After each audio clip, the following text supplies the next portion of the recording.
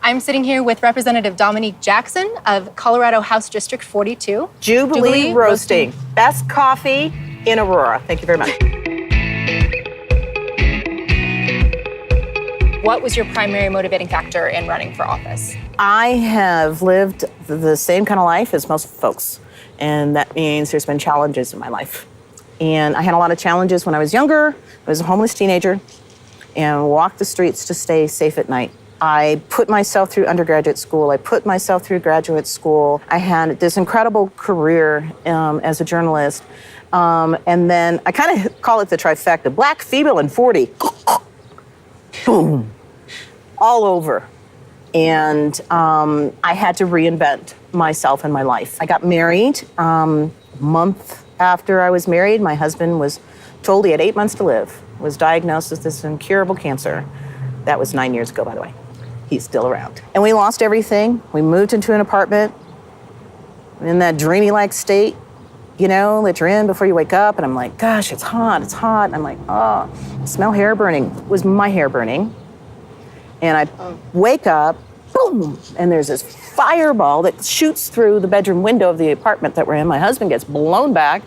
Immediately I hear these firefighters, get out, get out, get out, get out, get out. They've, you know, knocked down the door. There was a huge arson fire across the street. All the cars were melted. Wow. And so our apartment was uninhabitable. 2 weeks before Christmas, we were poor, poor, poor. I recognized that in that moment of all that chaos, that I'd been able to fight battles and I'd been able to advocate for myself. And that I'm no different than anybody else, and life comes at you, and life is crazy. But that maybe I could do that and advocate for other people too. Can you explain how you see the role as a member of the Colorado House of Representatives? We are required to balance the state budget. I mean, that's our statutory requirement. And we are there to make laws that will hopefully make life better for the people of the state of Colorado. And, you know, states have a lot of power, as it were. The kinds of things that happen at the state level have a greater impact, I think, on the average person's life than a lot of that other stuff that happens out, let's say, in DC. What is most important to the constituents of House District 42? There's a lot of things on people's minds. And I have a very, very diverse district, so there's a lot of diversity of opinions as to what is most important. But I would say that the two most significant issues that I hear about on a regular basis have to do with housing and healthcare. You were the commissioner for the Citizens Advisory Committee for Housing and Community Development Yes. for the city of Aurora? Yes. What specific actions have you taken to put in measures for affordable housing?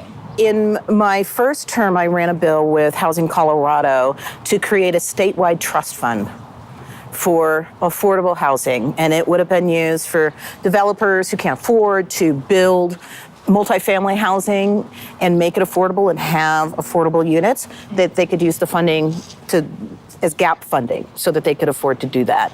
It would also have helped people that I'd like to call the missing middle. There's no such thing as middle class anymore. You either have or you don't. And so it would have broadened the scope of down payment assistance, closing cost assistance, other kinds of assistance, so that people could own property and begin to build wealth for themselves and in their own communities. A right to cure bill I ran, which would have given people, golly, 2 weeks, another paycheck before they were evicted. We have a housing crisis. How do you expect people to find new housing?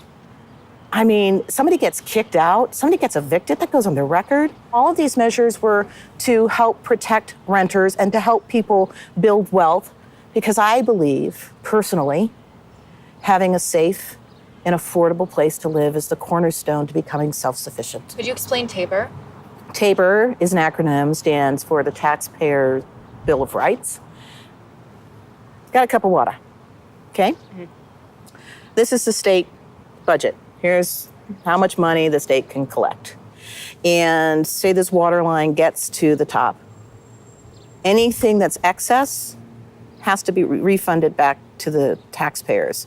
So we've got this fabulous economy here in Colorado. Everybody thinks, whoa, we should be doing great and we should be able to pay for our roads and our schools and everything else. Well, the fact of the matter is that we have to send out $8 checks, $12 checks, $20 checks to every taxpayer because of TABOR.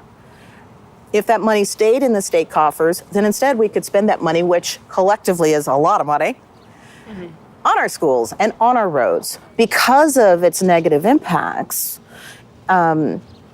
people are starting to understand that, whoa, this is not such a good deal.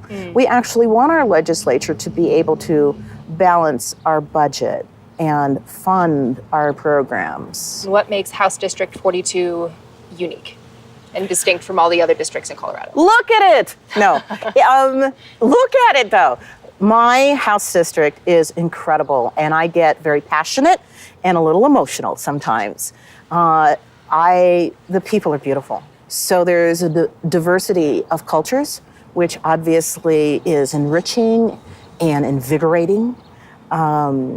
There's diversity in all socioeconomic levels in my House district. There are diversity in age groups. There's, everything that you can think of. And so all of that lends itself to this really wonderful melting pot of ideas and of people. What was the last TV show you binge watched? Shameless. Who is your favorite female artist? Beyonce. Rockies, Broncos, or Avalanche? Broncos. Broncos. Sorry, everybody else. Broncos. What is your favorite place in Colorado? South Park. I love South Park. Right? I love South Park. Right? Yeah. So, yeah. It's very fun. Thank you so much for having me. See y'all.